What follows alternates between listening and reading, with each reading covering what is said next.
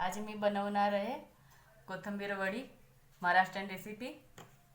जर तुम्हाला माझी रेसिपी आवडली तर तुम्ही पटकन माझ्या चॅनलला सबस्क्राइब करायचं नका विसरू।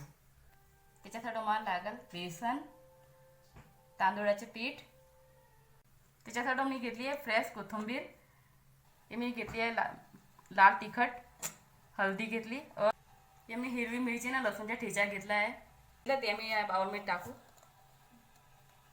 मोठी चम्मच आम्ही तांदूळचे पीठ घालू।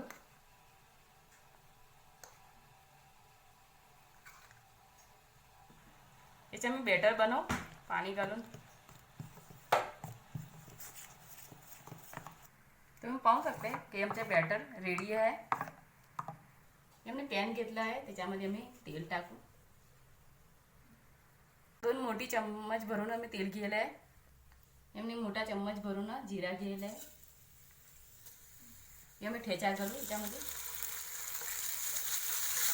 मिक्स करू। त्याच्यामध्ये आम्ही कोथिंबीर घालू, हिला बी थोडंसं मिक्स करून घेऊ।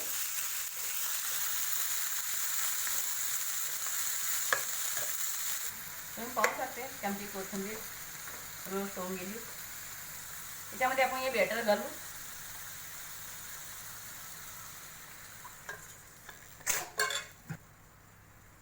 याच्यामध्ये आपण लाल तिखट घालू, याच्यामध्ये थोडी हळदी घालू, आपण थोडेसे तेल घालू, आपण याच्यामध्ये थोडंसं मीठ घालू। आपण याला थोडंसं आपण मिक्स करून घेऊ।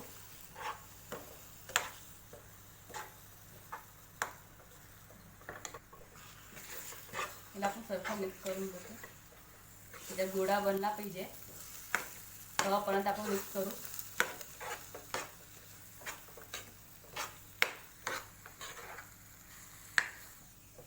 आमचा गोळा बनला आहे। હવે आपण त्याला एक प्लेट मध्ये काढू। ताट घेतली आहे, त्याच्यावर आम्ही तेल ग्रीस करू।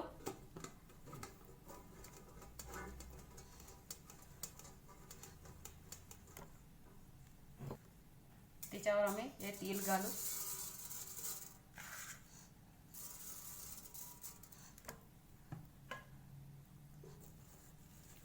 त्याच्यावर आम्ही हे गोळा घालू, आपण स्प्रेड करू।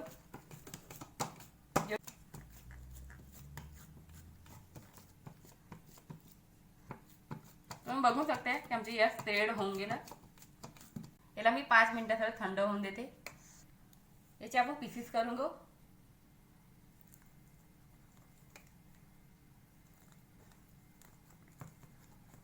याचे आपण लहान तुकडे करू।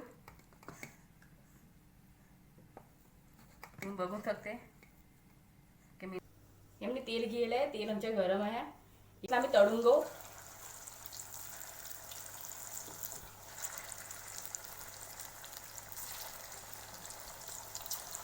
तेलामध्ये एक एक करून आम्ही छोडू, एक संगती कधी नाही छोडायचे। याला आपण उलटवा, दुसरी साईड आपण तळून घेऊ। याचा चांगला सोनेरी रंग आला पाहिजे। तुम्ही बघू शकते की आमचे रेडी आहे। याला मी काढून घेऊ।